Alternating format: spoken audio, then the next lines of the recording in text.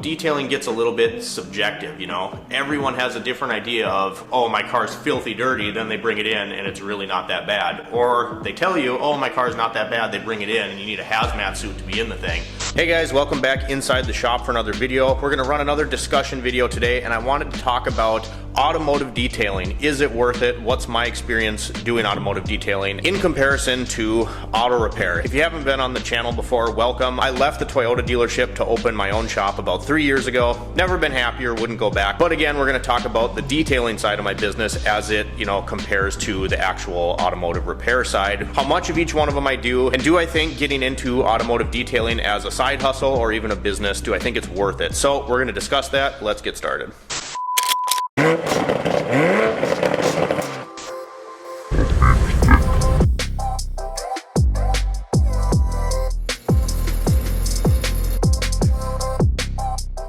Alright, so as I said in the intro to this video, you guys, I opened this shop, left the Toyota dealership. I opened the business, I should say, not this location, but I started out on my own as a mechanic about 3 years ago. So there's a whole nother story there. I started working from home.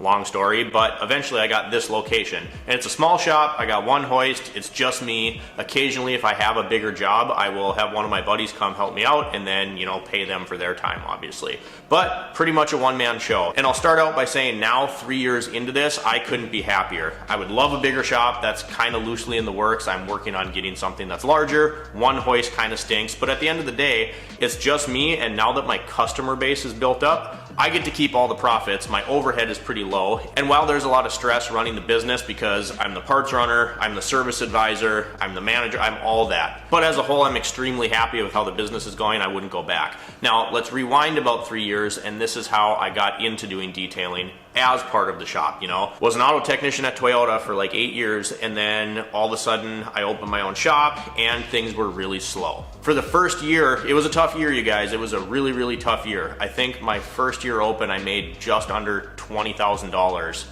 wrenching on cars. I didn't know where the customers were gonna come from. It was hard to advertise, and there's more to that story as per working from my house. And it just wasn't going very well right away. But I was determined not to give up. And I was like, okay, I need a way to get a little bit of quick money without a whole bunch of capital invested. I already had most of my tools, but there were some things, as with anything, once I went out on my own, I was like, okay, I guess I can't do alignments. I wasn't doing AC work, kind of some of that stuff. So I looked into detailing.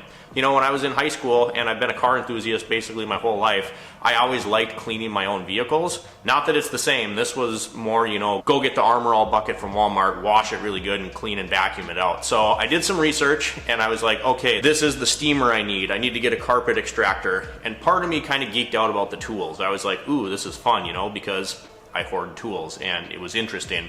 But I did a bunch of research, I got a good extractor, I got a good steamer, and I was like, I can add this to my business, and it's gonna be another service I can provide. It's something that can be done, in 2 days or same day. I can offer mobile detailing. Don't really prefer doing that. But anyway, it was like, this is a way to expand my business when things were slow and things were tough, and I was refusing to give up on the idea of being a shop owner. So I ended up doing quite a few details within that first year and a half. At this point in time right now, I feel really blessed, you guys. I am usually booked about 2 weeks out with mechanical repairs, and I'd say details only make up about 20% of my business. Not that I don't like doing them, it's just more people want their cars fixed than they want you to clean them. And that's okay. Honestly, what do I think pays better? 100% without a doubt, mechanical repairs pays way better margin for time than detailing does. Now, there's lots of different ways you can detail. I'll put a picture up on the screen here. This is my buddy's business down around the Tucson, Arizona area. He does a lot of really high-end stuff, 4 days on a paint correction, certified for this ceramic coating. I don't really do that. Occasionally I'll do a debadge and a wax and a cut and buff, but most of the time the details that I end up doing are interior details. People want the carpet shampooed, they want them vacuumed out, they want it not disgusting anymore, right? So, that being said, doing mainly interior details, how's the pay work? Well, I'm gonna give you a little comparison. Let's say I get a brake job in. That brake job pays 1.5 hours is what the book time says, right? You put pads and rotors on it, the shop rate's $120 an hour. You made 180 bucks right there, and a brake job does not take you all day.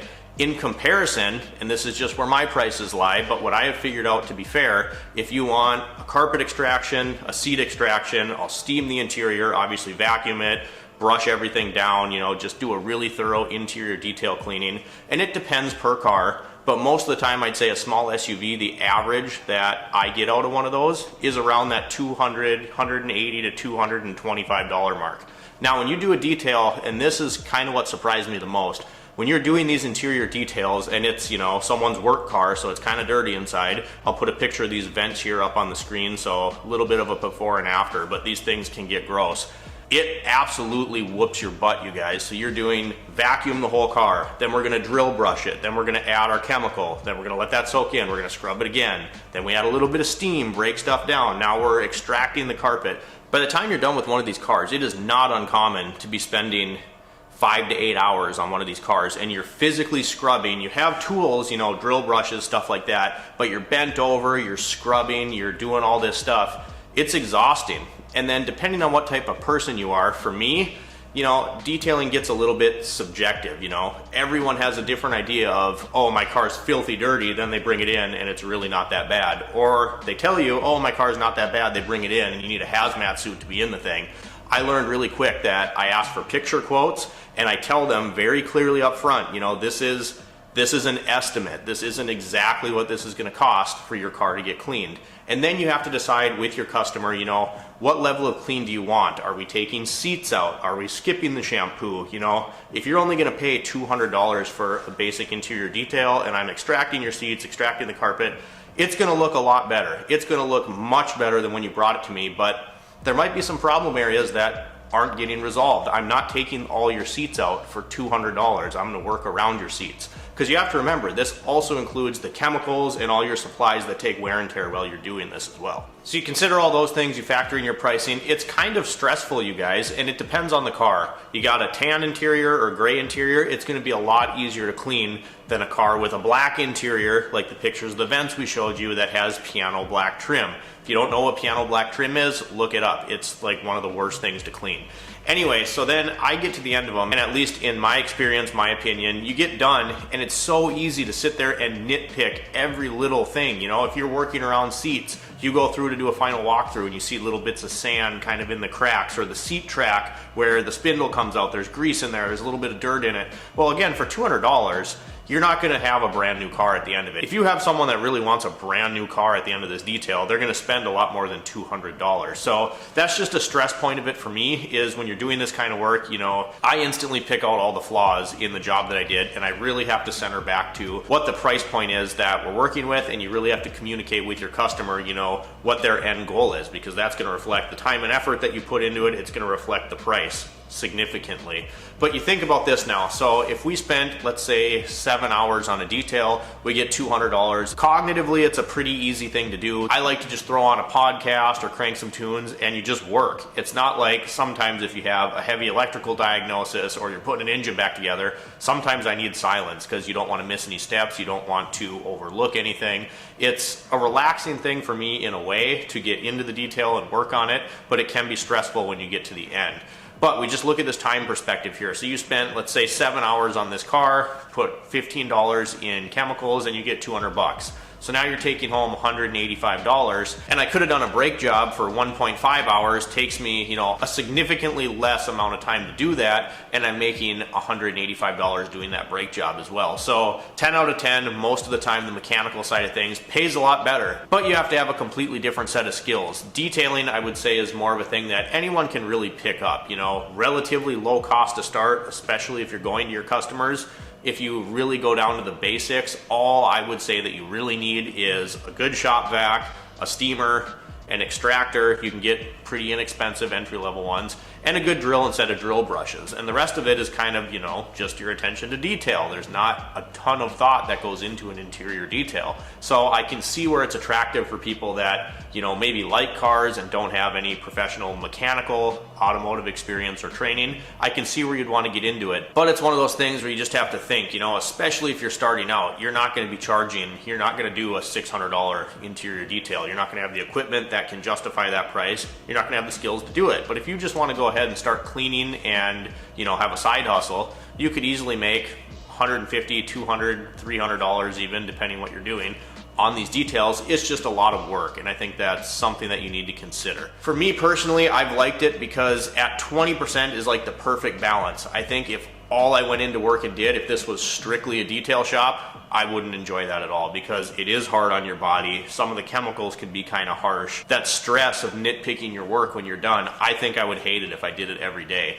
At an 80-20 split where most of the time I'm doing mechanical repairs and then once in a while someone calls for a detail, I have fun with it. I enjoy doing it. It mixes my day up. It's a little bit of a break sometimes from thinking and diagnosing cars. So in that aspect, I do like it. I just thought it was an interesting thing to talk about because I know a lot of car enthusiasts that, you know, want a way to feel like they're involved in the car community or involved with their own car, but maybe they don't have the skills to work on it, modify it, do stuff like that. So I think that drives a lot of people to get into automotive detailing. And it's kind of one of those things, like everybody has 20,000 friends on Facebook that, you know, their wife is starting a photography business. The market is kind of saturated with auto detailing. I just threw it into my business when I was getting going to survive, stay afloat. And in a lot of ways, I have detailing to thank for that because I did a lot more of them a couple years ago. And now it's kind of fun when they come in because it's kind of a challenge. You get a super dirty car. You get that satisfaction of seeing it turn into something much nicer when you're done. It's really interesting to think of the price differential for the type of detailing that I'm doing. You know, 10 out of 10 mechanical repairs pay way better. And again, if detailing was gone and all I had was mechanical repairs, I'd be fine with that. I'm doing 80% mechanical repairs right now anyway, but I wouldn't hate it. If I didn't have any mechanical repairs and all I did was automotive detailing, I don't think I would enjoy it as much. Alright guys, so that's the discussion I had for you today. Mechanical repairs versus detailing in my shop. Which one do I like? What pays better? You know, just kind of a breakdown of how I do things. I just was thinking about it on my drive over today and I was like, you know, it's interesting how it ended up kind of playing out. Something I started doing just to get the business afloat and then I end up doing probably 20% of it just in my normal workflow. And of course there's other things in there. Headlight restorations I would kind of put under detailing. That's something that's fun to do. Once in a while, if it's something that's small and that I think I'm able to tackle, I'll tackle a few little bodywork projects here and there as well. Just kind of a benefit of being your own business. Obviously the bread and butter is always going to be the mechanical repairs, but adding some of this other stuff from different automotive fields in the mix always keeps things really interesting. If you guys enjoyed the video, drop me a comment down below, like and subscribe if you've not already. As always, thanks for watching. We'll see you next time.